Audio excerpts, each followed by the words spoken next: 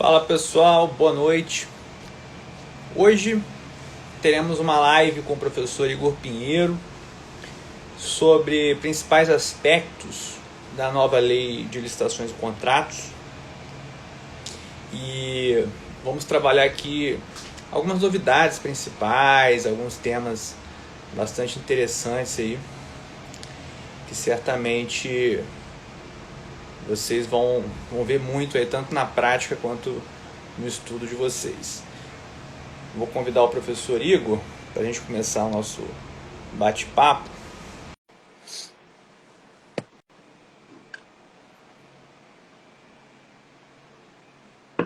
Convidei. Fala, professor Igor, tudo bem? E aí, Bruno, tudo bom? Boa noite Tudo a todos. certo. Boa Grande noite. prazer estar aqui com você para a gente fazer esse bate-papo aí sobre a nova lei de licitações, fazendo uma abordagem geral aí dos principais aspectos cíveis, criminais. Acho que tem muita coisa boa na nova lei que a gente precisa debater e as pessoas às vezes estão passando aí ao largo de importantes modificações e se concentrando muitas vezes, eu digo, na purpurina. Tem muita gente falando, performance bond e não sei o que, step right, fica usando assim umas terminologias muito bonitas, muito charmosas, né, que transmitem um certo ar de intelectualidade, mas esquecem às vezes de concentrar efetivamente em mudanças substanciais. Então, estar aqui com você, que de fato vem fazendo aí um grande trabalho de pesquisa sobre a nova lei, sobre a jurisprudência do TCU, é muito gratificante para mim. Beleza, meu amigo? Eu aqui agradeço a sua presença, né? Certamente teremos um grande evento aqui, um ótimo bate-papo. E vamos começar então? Vamos Vamos. Fique direto à pro... vontade. Você é o anfitrião. Então, a gente separou aqui algumas coisas para falar, né? A gente sabe que a lei é enorme, são mais de 190 artigos.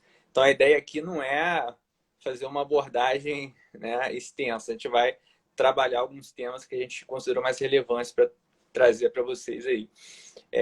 Um dos temas que eu selecionei, que eu acho que é uma novidade em termos, assim, porque a gente não tinha regulamentado de forma extensa na Lei 8666, é a questão da fase preparatória. Na Lei 8666 a gente tem ainda, né, porque a lei ainda está em vigor aí, né, por enquanto, o artigo 38, parágrafo único, né, 38 de um modo geral, né, tem todos os incisos lá tratando de alguns aspectos da fase interna, e o parágrafo único trata da análise de minuta digital, de contrato pela assessoria jurídica. E é uma regulamentação bem sucinta, não tem não tem não discorre muito sobre procedimentos, e aí cada ente federativo vai regulamentando a sua maneira. O Estado do Rio, por exemplo, tem um decreto sobre a fase interna de 2019. Cada ente vai regulamentando a sua maneira, de modo a adequar a realidade daquele ente federativo. E a nova lei, naquela perspectiva que alguns autores vêm chamando de maximalista, ela traz para a regulamentação da norma geral uma regulamentação bem extensa da fase interna, né? Começa lá no artigo 18, inclusive agora chamando de fase preparatória, é a nomenclatura prevista na lei, e ela vai trazer uma série de artigos, uma série de procedimentos, temas relativos à pesquisa de preços, muitas coisas ali que vão nortear a atuação dos entes federativos. E aí já se tem discutido se essas normas são normas gerais mesmo, ou se são normas que algumas delas vão ser só aplicadas no âmbito federal, seriam normas federais para a União. Então, acho que a doutrina vai bater um pouco a cabeça em relação a isso, né? E aí, nessa perspectiva, eu selecionei alguns temas aqui. Eu acho que um primeiro tema para a gente colocar para debate é o tema do planejamento, né? Eu, como trabalhei com licitação há muito tempo, né? Desde que eu me formei, já entrei nesse mundo aí, fui eventualmente pegando em órgãos e secretarias que eu trabalhei, aqui na PGM Campinas também, diretamente lidando com licitação, e a gente vê que um dos grandes problemas é justamente a falta de planejamento, é o déficit de planejamento que existe nos órgãos públicos, né? E a nova lei tenta corrigir isso. Ela traz a diretriz, o princípio do planejamento lá no seu artigo 5º, né? E ela, no próprio caput, na cabeça do artigo 18, coloca também a importância do planejamento, para tentar, de algum modo, racionalizar as contratações públicas. E aí, a doutrina vem defendendo, a professora Aline Paola, por exemplo, que a gente tem que enxergar esse planejamento a partir de duas óticas. Uma ótica macro, a partir do plano de contratação anual, que também é uma novidade interessante da nova lei, e uma ótica micro, a partir do estudo técnico preliminar, que é também muito regulamentado na nova lei, traz uma série de requisitos do ETP, que, apesar de não ser uma novidade, no âmbito federal já é bem praticado, no decreto do pregão tem previsão, mas agora, pensando no âmbito nacional, para todos os entes federativos, vai ser um norte bem interessante, e eu estou curioso para saber como que os entes vão lidar com isso. O que você acha disso? Perfeito. Deixa eu ligar o ventilador, está um calor. Polêmica. A gente teve uma grande polêmica aí na questão especificamente do planejamento, né, em que inicialmente a comissão que ia fazer a revisão da lei retirou ele como princípio, colocando como diretriz, depois houve uma reformulação para inclusão tal qual votado pelo plenário do Senado. E, especificamente, na aplicação prática do planejamento, me parece que essa consagração expressa pode ter grande relevância na questão das dispensas de licitação, quando se alega emergência muitas vezes fabricada artificialmente ou emergência muitas vezes decorrente da falta de planejamento do gestor, da falta, né, de atuação preventiva. Então, me parece que quando a lei exterioriza em diversas ocasiões a preocupação e a exigência do gestor a agir de forma precavida e planejada, me parece que não há mais espaço para aquela teoria de, sob nome da solução de continuidade, nós liberarmos esse tipo de expediente que muitas vezes é criado artificial e dolosamente. Mas, pegando o seu gancho aqui e falando ainda da parte inicial da nova lei, eu queria ressaltar um artigo que muitas vezes a gente tem a tendência de ignorar, que é o artigo 6º, que trata de conceituação. As pessoas olham ali o artigo 6º com diversos incisos, trazendo terminologias e seus conceitos e diz, isso daqui é algo meramente retórico, é algo meramente declaratório. Eu vou dar um exemplo para os nossos amigos aqui presentes perceberem como é importante o artigo 6º. O inciso 9º do artigo 6º traz claramente a definição de licitante. E ele diz que licitante é a pessoa física, jurídica ou consórcio de pessoas jurídicas que manifesta a intenção de participar em processo licitatório. E aí você vai dizer, ok, Igor, mas qual é a relevância disso? Se nós formos olhar lá para o final da lei, no artigo 337-K, por exemplo, que trata do crime de afastamento de licitante, mediante violência, grave ameaça ou oferecimento de vantagem de qualquer forma, lá disse que é crime afastar ou tentar afastar o licitante. E a conceituação de licitante como sendo alguém que não necessariamente está inserido dentro do processo licitatório formal, mas como alguém que, tomando ciência de um edital, já manifestou interesse em participar, garante uma maior tutela penal e cível da lisura ou da garantia de competição no contexto do certame licitatório. E isso é tão claro quando você faz o cotejo, o estudo analítico comparado da 8666 com a futura nova lei de licitações. O artigo 96 tem a mesma redação do artigo 337-K, que vai ser inserido no Código Penal, mas a lei 8666 não define quem é licitante. E por não definir, a doutrina é extremamente divergente nesse contexto. Quem é o licitante para fins penais? É aquele que ingressou apenas formalmente ou é aquele que efetivamente diz, tomei ciência, vou participar, vou concorrer? Então, meus amigos, percebam, não há disposição aleatória nesta lei.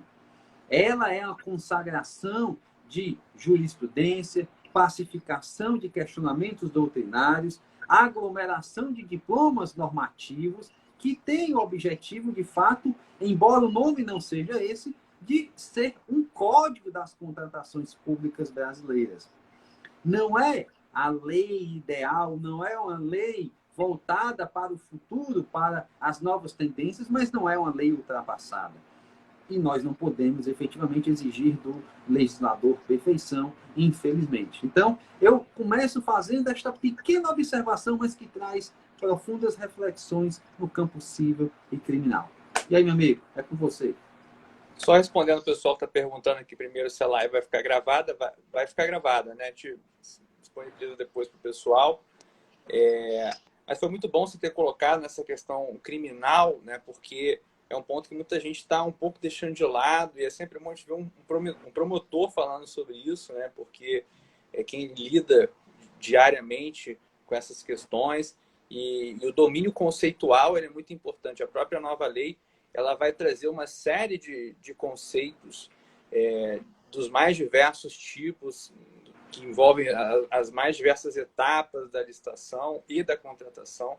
Eu já vi alguns autores até questionando se seria ou não devida essa conceituação extensa, mas é um bom norte, né? A gente ter uma referência para poder trabalhar.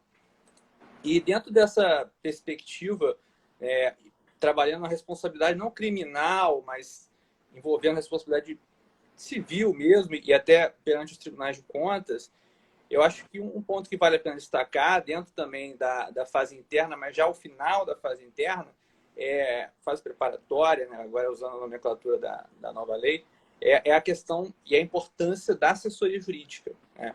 A gente tem um papel muito evidente da assessoria jurídica na nova lei de licitações. É valorizado esse papel da assessoria jurídica, tanto no curso da fase preparatória, eventualmente assessorando os agentes públicos que estão ali naquela linha de frente da contratação, quanto ao final do processo, fazendo aquele controle de legalidade e juridicidade do procedimento, sobretudo a partir do parecer jurídico. E a nova lei ela vai, inclusive, trazer alguns requisitos para o parecer jurídico, né? E isso também é algo que tem sido questionado, será que a lei poderia ir a tal ponto? Será que os outros entes não poderiam regulamentar os requisitos do parecer jurídico à sua maneira? Será que isso, de alguma forma, se miscuiria, violaria, em algum ponto, a própria questão funcional da Procuradoria? Então, tem sido discutido esse ponto. Mas um ponto que eu acho que é bastante relevante acerca do papel da assessoria jurídica é a sua responsabilização, né? Que é um tema que a nova lei ela coloca de uma forma bem interessante, em consonância com o que prevê atualmente o Código de Processo Civil, segundo o qual o membro da advocacia pública ele só vai ser responsável nos casos de dolo ou fraude, né?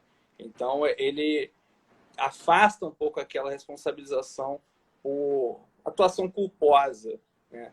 E isso é um ponto interessante, porque hoje você tem a nova LINDB, né? A nova porque teve alteração em 2018, né? Então, por isso que às vezes a gente chama de nova LINDB, que trouxe ali também a questão do erro grosseiro no seu artigo 28, colocando que o agente público pode ser responsabilizado nos casos de dolo ou erro grosseiro. E no caso específico do membro da advocacia pública, o CPC trazia um regime um pouco mais brando, trazendo justamente essa questão do dolo ou fraude. E a nova lei, para tentar guardar alguma coerência no âmbito consultivo, ela previu também a responsabilização nos casos de dolo ou fraude. Eu já vi também alguns controladores questionando isso. Eu acho que é um ponto também a ser discutido, a responsabilidade do parecerista, como que o TCU vai encarar isso, os tribunais de contas estaduais, o próprio MP, né? Vamos ver como que isso vai se desenrolar. Acho que é um ponto aí que é bom a gente ficar observando. Pois é. Veja, esse de fato é um tema espinhoso e muito tormentoso na prática. Eu já tive a oportunidade de processar alguns procuradores, advogados que funcionaram em licitações, mas a nota sempre foi do dolo, da má-fé. Eu já trabalhei em casa em que, em uma carta convite, um advogado era licitante e parecerista do município ao mesmo tempo. Então, você vai dizer que o cara desse não pode ser responsabilizado? Mas nós precisamos trazer parâmetros objetivos. E eu acho que é isso que a lei quis fazer. Ao dizer somente dolo ou fraude, ou seja, a má-fé quer-se punir o agente, o agente que tenta se blindar com a sua profissão de advogado, que lhe dá certa imunidade, para legitimar dolosamente fraudes. Nós temos que punir somente a título de dolo, de fraude manifesta, de conluio entre o parecerista e os agentes públicos e licitantes envolvidos naquele contexto.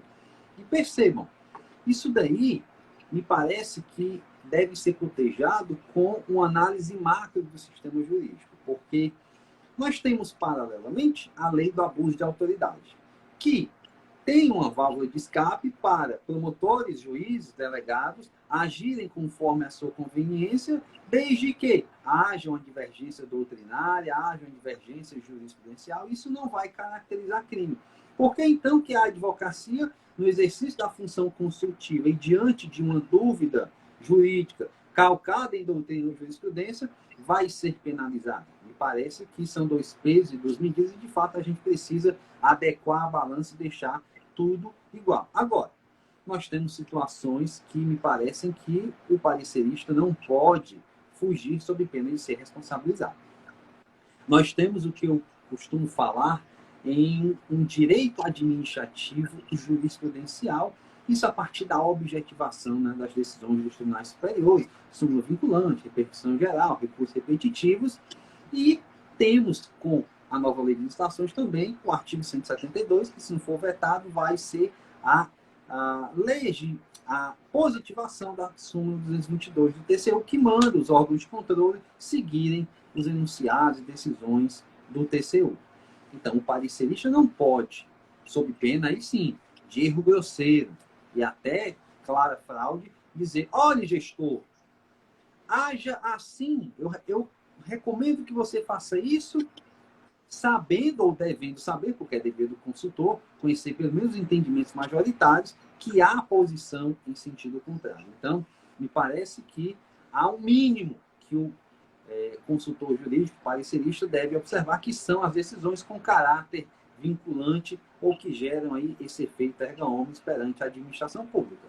Fora isso, aí sim nós temos que prestigiar, né, a independência funcional, a liberdade de pensamento e a divergência doutrinária cabível ao caso. Não sei se você já tinha ouvido alguém falar sobre isso, para quem tiver interesse, inclusive, especificamente sobre a responsabilidade do parecerista, o artigo 52, né, do projeto da nova lei trata desse assunto muito especificamente. Não é isso? É bem interessante, né? E você citou esse dispositivo, né, o 172, que a gente até tratou dele em outras lives também, que é um dispositivo bem polêmico, né, que trata desse papel do TCU. E é um dispositivo que já vejo muitos autores falando que, inclusive, ele seria inconstitucional caso não fosse vetado, caso ele venha a ser aprovado. A própria súmula 222 do TCU ela já é bastante criticada, porque ela coloca essa vinculação dos estados e municípios a entendimentos do TCU. E isso, do ponto de vista da autonomia federativa, também é bastante complicado. Mas, enfim, vamos tocando o barco. O que mais que você tem para dizer para nós aí? Cara, eu queria ainda, nesta parte introdutória da lei, tratar na sequência do artigo 7º, que é um dispositivo que vai ter um impacto muito relevante, ou que precisa ser observado pela administração pública como um divisor de águas na escolha das pessoas que vão participar das comissões de contratação. Tá? Nós sabemos que, invariavelmente, o que acontece hoje, principalmente nos municípios de pequeno e médio porte, é a escolha de pessoas da confiança estrita do gestor municipal. Às vezes o pregoeiro é um técnico, mas arrodeado de pessoas sem nenhum conhecimento técnico. Eu já tive uma oportunidade de verificar na comissão de licitação uma senhora que era telefonista de dia e à tarde era membro da comissão de licitação. E eu dizia, minha senhora, a senhora tem algum curso, alguma coisa? Não, então não, mas o prefeito pediu, eu vim aqui Botaram meu ajudar. nome ali, né? Pois é, e aí o artigo 7º diz claramente que incumbe ao gestor fazer uma gestão por competências. E gestão por competências é exatamente ele selecionar pessoas que tenham capacidade técnico-profissional para estarem ali diante da complexa tarefa de trabalhar com certames licitatórios, porque não é fácil. Para a gente que é formado em direito, é difícil, gera situações extremamente complexas no dia a dia, e aí o gestor tem diretrizes objetivas a seguir, sob pena, e aí fala o promotor, né, quem olha sempre ao lado da responsabilização, de ser responsabilizado por culpa em elegendo, por culpa em vigilando, ou até mesmo uma fraude, né, escamoteada. Percebam, o inciso 1º do artigo 7º, ele diz claramente que o gestor deve preferencialmente nomear para a comissão de contratação servidor ou empregado dos quadros permanentes, exatamente para evitar que eu traga o meu compadre, o meu amigo, o meu comissionado que precisa daquele emprego e vai fazer tudo o que eu determinar. O servidor efetivo, em tese, tem mais independência, ou deve ter. Esse é o espírito, né, do artigo 7º, inciso 1º. E o segundo vai exatamente no intuito até desta nossa live. Lá diz que também deve pegar para funcionar na comissão pessoas que tenham formação, pessoas que tenham certa expertise e capacidade técnica e dogmática na área de licitações e contratos. Não é pegar simplesmente o servidor efetivo. Ah, vou pegar o auxiliar de serviços gerais concursado, eu vou pegar o mecânico concursado. Não. Você, além de ser efetivo preferencialmente, você precisa efetivamente que aquele indivíduo tenha afinidade técnica, acadêmica, tenha aptidão profissional para funcionar naquele órgão administrativo tão importante, sob pena de fato surgir aí uma responsabilidade por um erro grosseiro manifesto, porque erro grosseiro, né, à luz da LINDB e da doutrina e até do próprio TCU, é quem muitas vezes ignora deliberadamente os deveres objetivos de cuidado que se espera de um gestor público. Aliás, é sempre bom lembrar, gestor público gera a coisa alheia, portanto se exige dele mais cuidado e diligência do que o que ele teria com a coisa dele própria. Essa é uma premissa muitas vezes esquecida, né, pelos nossos gestores. Então, o artigo 7º parece muito importante, só para a gente fechar aqui sobre ele especificamente. Eu já vejo aí algumas pessoas questionando exatamente se se trata de norma federal ou norma nacional. Estariam municípios e estados obrigados a seguir esta diretriz? Ou seria algo voltado somente para a União? E o termo preferencial não gera obrigação, como eu já disse, mas traz como efeito reflexo a fixação de responsabilidade do indivíduo, quando a lei diz, né, que deve haver planejamento, que deve haver responsabilidade, que deve haver gestão por competências. Beleza, meu amigo? Bola é sua. Com certeza. Eu acho que essa é uma das normas que a gente espera que de fato pegue, né? Que não seja meramente aquela norma programática, aquela norma que é uma mera diretriz. Ela, de fato, tem que ser implementada. A gestão por competências, ela é essencial no âmbito não só das contratações públicas, mas no âmbito da função administrativa como um todo. E a gente espera que isso, de fato, seja observado.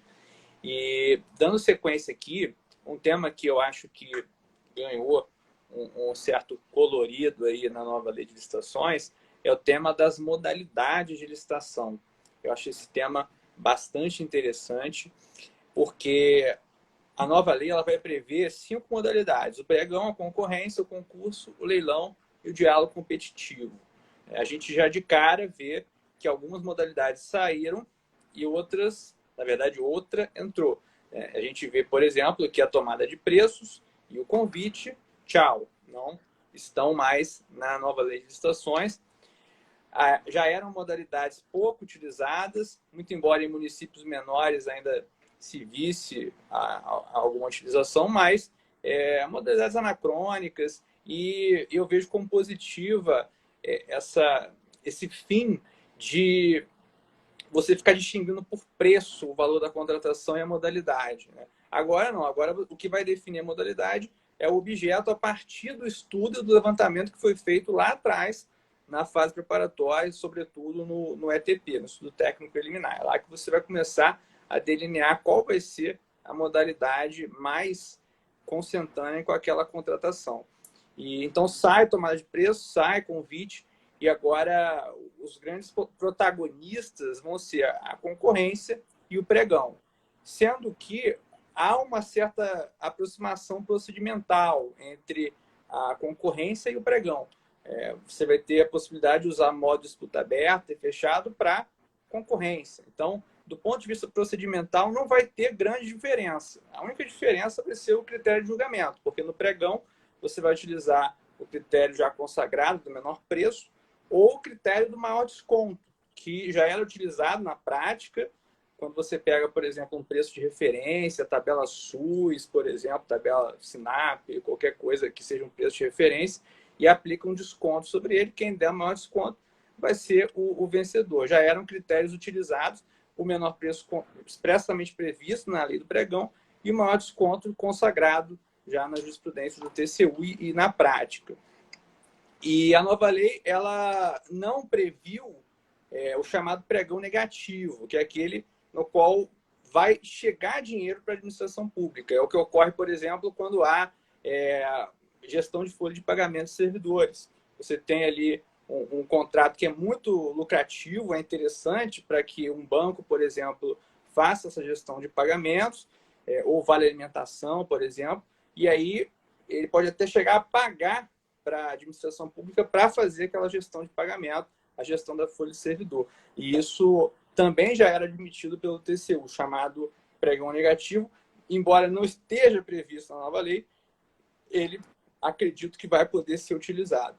Já a concorrência, ela admite mais critério de julgamento, né? O pregão fica restrito a esse, a concorrência ela já admite, por exemplo, critérios de técnica, já admite uma maior possibilidade de seleção em relação ao pregão.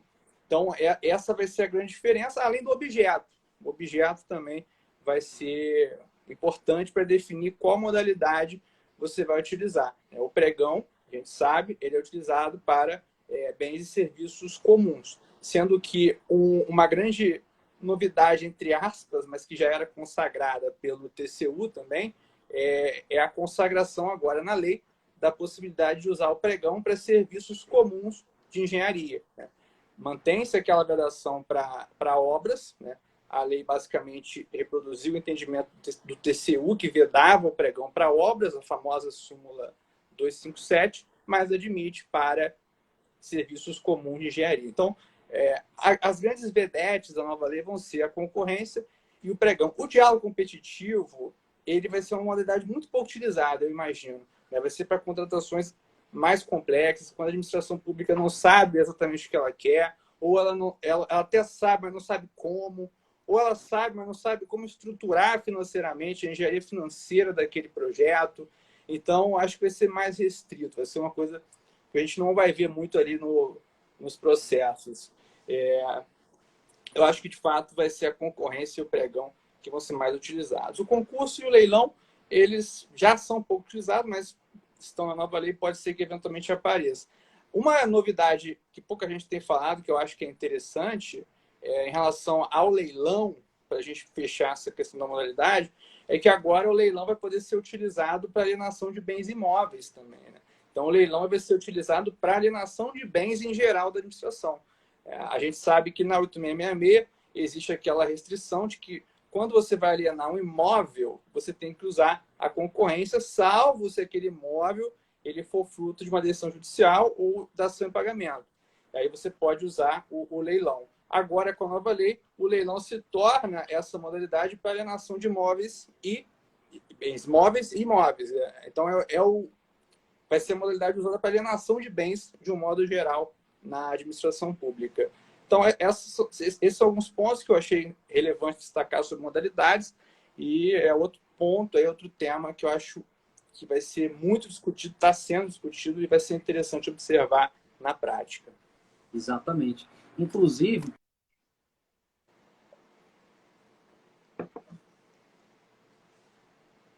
que tinha um colega me ligando aqui, eu passo. Pegando só o seu gancho aqui sobre diálogo competitivo. Deu uma travada aqui.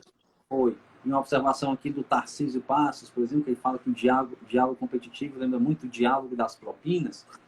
Eu confesso para você, Tarcísio, que quando a gente escuta, né, falar inicialmente nesse tom romântico, a administração pública vai conversar com os interessados na licitação sobre o que licitar, sobre qual serviço, qual melhor serviço ou produto vai se adequar àquela situação, a gente, diante da realidade brasileira, tem medo, tem receio, efetivamente. Principalmente quando a gente sabe que é um procedimento que veio efetivamente lá da Europa, já desde 2004 nas diretivas europeias, isso está positivado. Mas quando a gente vê o critério legal, percebe-se que, de fato, é uma coisa excepcional, é uma coisa voltada em que os serviços e produtos ordinários do dia a dia não atendem a contento, a eficiência e a utilidade do que se pretende contratar. Então, é claro que vai se exigir efetivamente algo voltado para um maior controle, uma maior fiscalização por parte do Ministério Público, dos Tribunais de Contas, mas não dá para dizer de cara que é algo que fomenta necessariamente a corrupção. Até porque é impressionante a criatividade, né, que as pessoas têm para se... Mas, meus amigos, aqui ainda dentro dessa parte geral... Está travando um pouco aqui.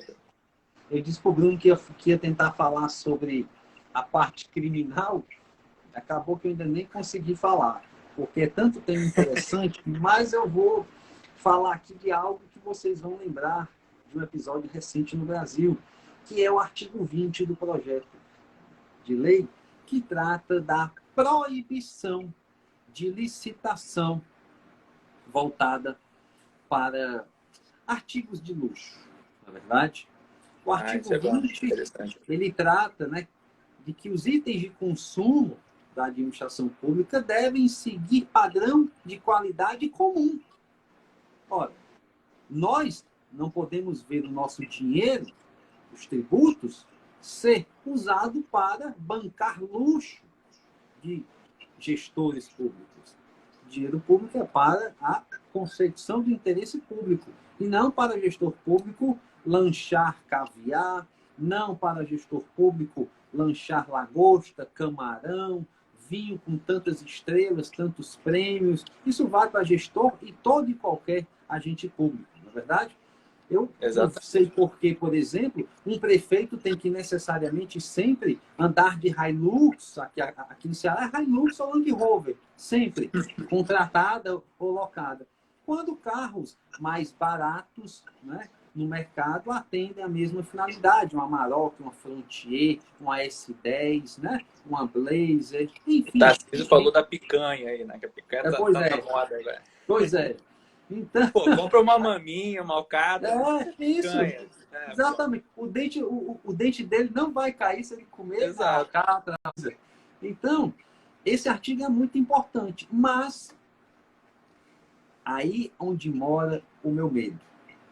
O artigo 20 veda a aquisição de artigos de luxo, mas diz que os poderes executivo, legislativo e judiciário vão regulamentar em até 180 dias quais são os parâmetros para que o produto seja tido como médio ou como de luxo. E aí, mais uma vez, vai ser preciso, né, um consenso e um controle muito rígido. E a lei também fecha dizendo, ó, se não regulamentar em 180 dias, não pode contratar mais itens de consumo até a regulação.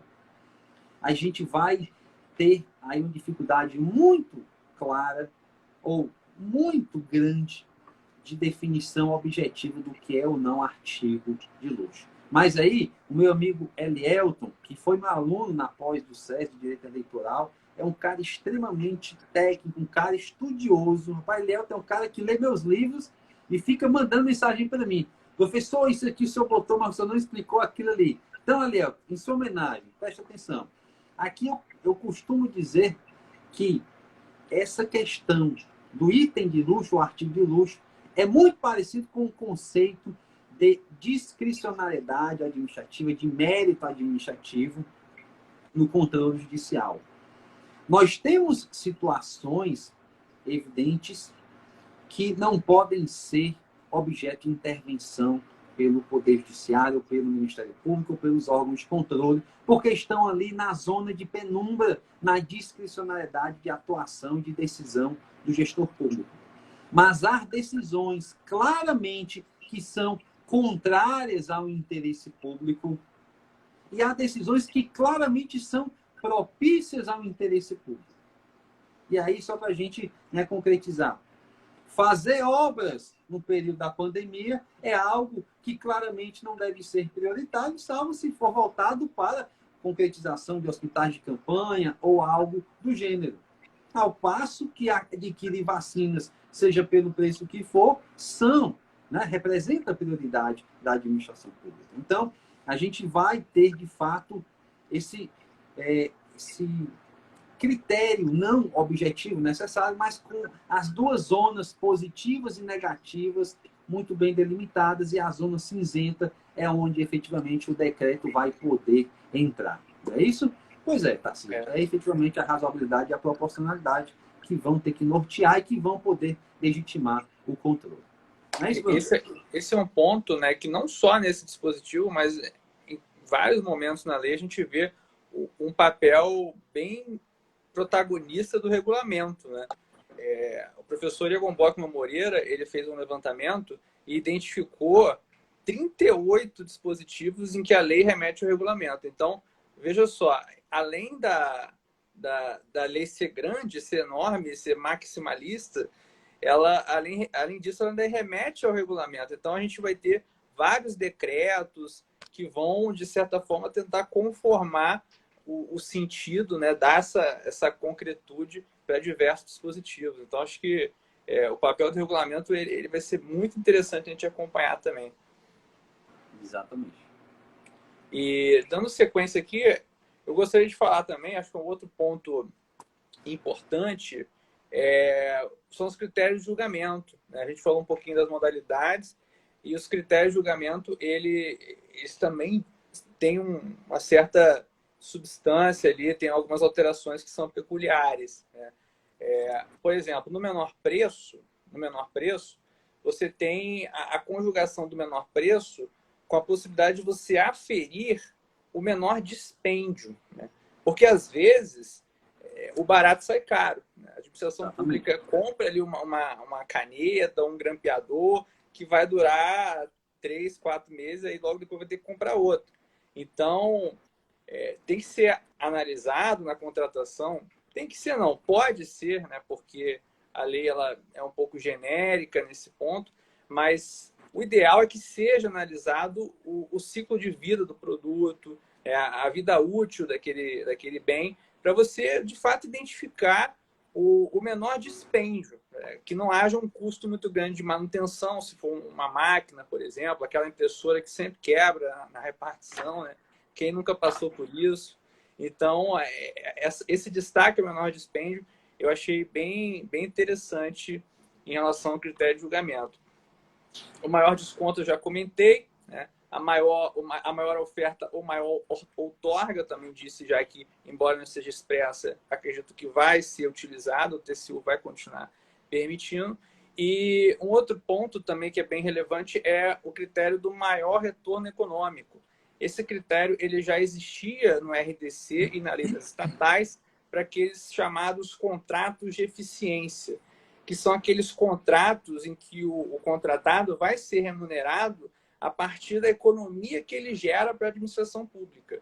E isso foi expressamente positivado, tanto no artigo 39, quanto no artigo 6º, que é aquele artigo que traz as definições. Aí eu peço licença só para ler para os nossos ouvintes, porque essa definição é muito legal, ela é bem completa.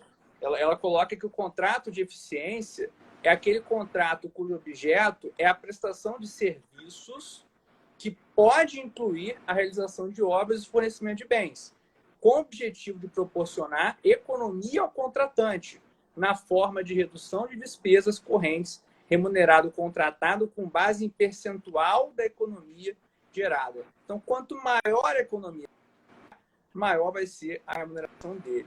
Se não gerar economia nenhuma, ele pode, inclusive, vir a ser sancionado. É uma lógica que já existe hoje no RDC, na lei das estatais, e que vai ser incorporada na nova lei de licitações. Acredito que vai ser um tema bem interessante também da gente acompanhar. É isso. Cara, eu queria aqui também tratar de... Agora, eu vou me restringir a 2 pontos aqui para encerrar minha participação. Vou começar com inexigibilidade de licitação e tocar num ponto que a lei foi muito sábia e veio acabar com a sabedoria de quem quer fraudar a licitação. Um dos mecanismos mais utilizados, seja para pagamento a maior, né, seja para desvio de dinheiro mesmo, ou repartição desse excesso, é a inexigibilidade para contratação de artistas com notória especialização, com notório reconhecimento no meio. E como se operavam as fraudes nesse campo? E eu vou dar um exemplo concreto que gerou absolvição, e por isso eu posso citar o nome, porque é uma pessoa famosa e que não teve nenhuma participação na fraude. Quando eu trabalhava numa cidade chamada Juazeiro do Norte, um artista global foi contratado pelo município para cantar num festejo municipal lá por R$350 mil. E ele foi contratado por meio de, abre aspas, empresário exclusivo, que era um cidadão local, que era um cidadão de Juazeiro do Norte, que ocupava cargo lá. E aí eu disse, rapaz, mas esse cara global, trabalha no The Voice Brasil, tem um empresário exclusivo aqui em Juazeiro do Norte. Fui atrás de saber quem era o cara e, de fato, ele era alguém que tinha interlocuções no âmbito do município. E a Lei 866 não dizia quem era o tal empresário exclusivo. Embora a jurisprudência do TCU dissesse que empresário exclusivo pressupunha permanência do vínculo, que não era permitido que o Igor representasse o Bruno somente em Fortaleza, em Caucá, em Maracanaú. Já em Pernambuco, em Recife, no Manaus, era o Antônio, o Pedro, o João. Ou seja, você permite efetivamente que as pessoas que têm o tráfico de influência ingressem na administração e consigam um sobrepreço. E foi o que aconteceu. Quando eu mandei um ofício para ele, eu disse, rapaz, quanto foi que você cobrou para cantar aqui meia hora? Eu cobrei R$150 mil. Eu disse, mas vocês foram contratados por 350 mil. Mas o resto eu paguei com o empresário. Então, veja, a lei vem exatamente tentar acabar com esse tipo de expediente fraudulento. A lei diz no artigo 74, parágrafo 2º ou 3º, agora a memória está falhando, expressamente que empresário exclusivo para fins de inexigibilidade de licitação é somente aquele indivíduo que possui a relação contratual permanente, duradoura e estável. E vai além, diz, vedada a representação específica para evento, município ou localidade. Então, esse dispositivo vai ser muito eficaz na prevenção a inexigibilidades fraudulentas, tá bom? E eu e encerro a minha participação rápida aqui, tratando de um ponto criminal, para não dizerem que eu não toquei nos crimes. Nós vamos ter, meus amigos, e eu não sei como é que isso passou, uma revolução na área criminal licitatória. Passa desde o regime de penas que agora, né, é todo de detenção e, portanto, impede o início do cumprimento de pena em regime fechado, para, ou quase exclusivamente, em reclusão. Hoje nós temos 10 crimes, todos os 10 em detenção.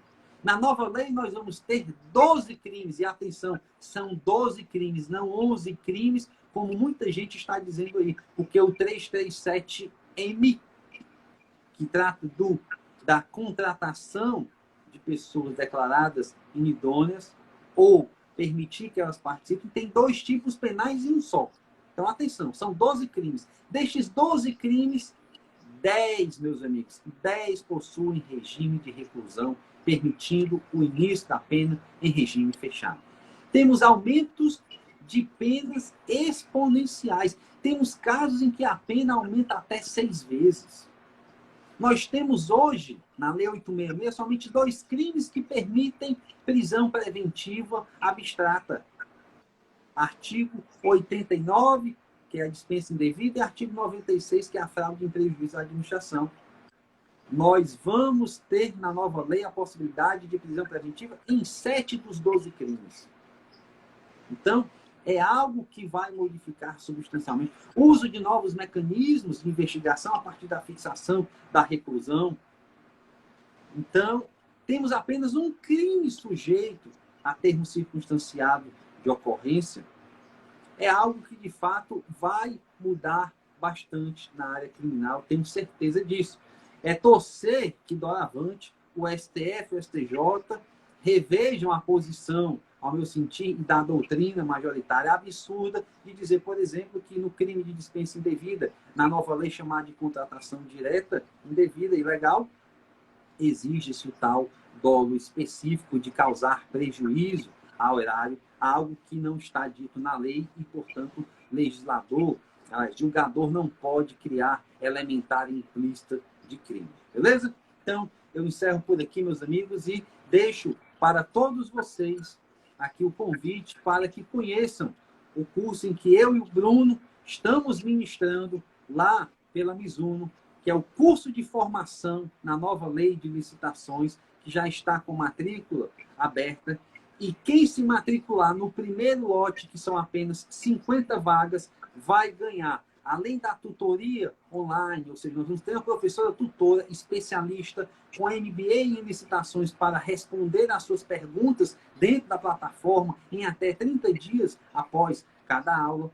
Você, além da tutoria, além do material da aula, além de 4 aulas ao vivo e uma gravada com resumo da nova lei de licitações, você vai ganhar um livro em que eu e o Bruno também estamos aí já finalizando, que é a nova lei de licitações, anotada e comparada pela editora Mizuno. Então, quem tiver interesse, corre lá no site da editora Mizuno ou Mizuno Cursos e garanta a sua vaga dentre os 50 primeiros inscritos que vão ganhar este livro, que está simplesmente espetacular, que o Bruno já mandou aí uma palhinha do que ele fez. É isso, meu amigo. É com você. Desculpa aí que eu me alonguei, mas eu tinha que fazer aí. Não, professor, excelente.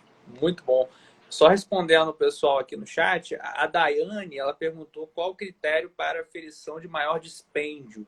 Então, é outro tema que vai ser remetido ao regulamento, né? O artigo 34, ele coloca que o julgamento por menor preço ou maior desconto, e quando couber por técnica e preço, considerará o menor dispêndio para a administração atendidos os parâmetros mínimos de qualidade definidos no edital de licitação. Então, o primeiro espaço para você definir o que seria o menor dispêndio é o caso concreto, que vai se dar a partir do edital de licitação.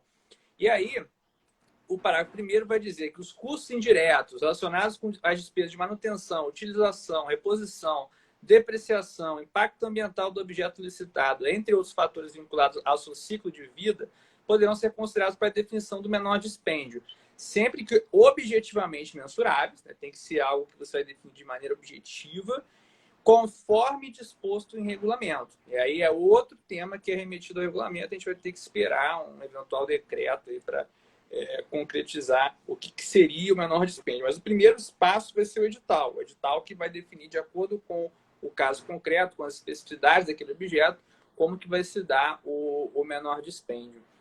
E teve outra pergunta também da Ana Paula sobre credenciamento. O credenciamento é um tema que a gente vai aprofundar no curso, mas só para não ficar sem resposta, ele é tratado agora como um procedimento auxiliar, né? Hoje, na 8666, você tem ali a previsão do credenciamento como uma hipótese de inegibilidade de acordo com a jurisprudência do TCU, né? Porque não há previsão expressa no artigo 25 da Lei 8666. Aí o TCU construiu essa jurisprudência no sentido de entender o credenciamento como uma hipótese de inegibilidade. É porque não há competição entre aqueles que vão se credenciar para, de modo equânime, prestar aquele serviço ou desenvolver aquele objeto para a administração pública. Inclusive, a própria STJ tem julgado recente, entendendo que não pode a administração, no edital de credenciamento, estabelecer critérios de julgamento, pontuação, porque isso descaracteriza o credenciamento. Mas, certamente, são temas que a gente vai aprofundar no curso, né? Sobretudo a partir da perspectiva da nova lei de licitações, que o nosso curso, ele mais do que um curso expositivo, um curso descritivo, vai ser um curso de formação, para formar profissionais e pessoas que queiram se aprofundar naquele assunto, né? É justamente tentar trazer um conteúdo e preparar vocês, de fato, para o que vier aí. E o grande diferencial desse curso, na minha visão, além de todo o conteúdo que vai ser excelente, é justamente esse acompanhamento, né? Você vai ter uma mentoria individualizada ali para tirar suas dúvidas, né? Qualquer dúvida que você tiver, você pode acionar a mentora, a tutora, né? Então, você vai ter um acompanhamento ali para quando surgir uma dúvida no período determinado, de acordo com as regras lá do curso. Então, é muito interessante isso. Vai ter o livro também, que está bem legal, a gente está programando. Esse livro vai ser uma fonte de consulta incrível, né? Para quem trabalha com licitação, para quem está estudando também, poder pegar e comparar ali a Lei 8666, não só a 8666, mas os outros diplomas também. A gente está colocando comparação com a RDC, com a Lei do Pregão, né? Fazendo uma comparação não só da 8666, mas da legislação atual em face da nova lei de licitações, e também com menções a acordos do TCU, comentários breves nossos também, com algum apontamento ali doutrinário, mas é um material muito interessante que vai ser muito útil, tanto para quem trabalha, quanto para quem está estudando, concurseiro, aí certamente vai ter um proveito enorme com esse material. Então, pessoal, eu acho que a gente conseguiu fazer um grande debate aqui, uma grande live. Tratamos de vários pontos aqui nessa nossa 1 hora quase aqui de conversa sobre a nova lei de licitações. E coloco aí para considerações finais, professor Igor. O que você quer falar para os nossos ouvintes, e nossos 51 ouvintes nesse momento? Rapaz, eu quero falar para eles o que está dito lá no slogan do nosso curso. Venha ser um especialista na nova lei de licitações conosco. Eu garanto, o nosso curso vai ser imbatível, vai ser inigualável. Porque, além da tutoria, que nenhum curso, vocês podem procurar os cursos mais caros do mercado, nenhum curso tem a tutoria. E olha, nossa tutora é servidora concursada, atua na área de licitações, possui pós-graduação, possui MBA, especificamente em licitações.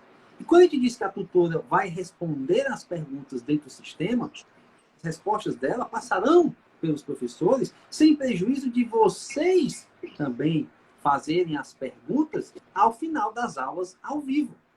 Nós vamos ter as 4 aulas ao vivo, de 2 horas e meia de exposição, E meia hora ou mais, claro que a gente não vai ficar ali cortando as pessoas, passar da meia hora ou mais para os debates, para as perguntas, para as dúvidas com os próprios professores. Então, eu tenho certeza que vocês vão gostar muito. Nós estamos aí já há um tempo trabalhando, estruturando esse curso para ser algo diferente, para não ser somente um curso em que vocês recebem informações, informações, informações e não tem um viés prático, não tem uma produtividade maior. Nós estamos preocupando aqui, de fato, na expertise, na especialização, na transmissão e percepção do conhecimento. Não é somente algo passivo, é algo de intercâmbio de informações, beleza? Então, a gente aguarda vocês lá no site da editora Mizuno, da Mizuno Cursos. As matrículas estão liberadas, nós deixamos para liberar exatamente agora, após a live. Eu já vi que está liberado aqui, o Rafael me avisou. Quem tiver interesse pode pegar lá todas as informações, beleza? Bruno, meu amigo, grande abraço. Mais uma vez, prazer estar com vocês. Obrigado a todos que estiveram aqui nos prestigiando e honrando com a participação, com as dúvidas. Peço desculpa, porque muitas vezes não dá para responder a todos. Um abraço, boa noite, pessoal. Eu que agradeço, muito obrigado, professor Igor. Boa noite à galera que está nos assistindo e conto com vocês no nosso curso lá. Boa noite. Valeu. Tchau, tchau, abraço. Salva a live. Vai ficar salvo, pode ficar tranquilo, tô salvando agora.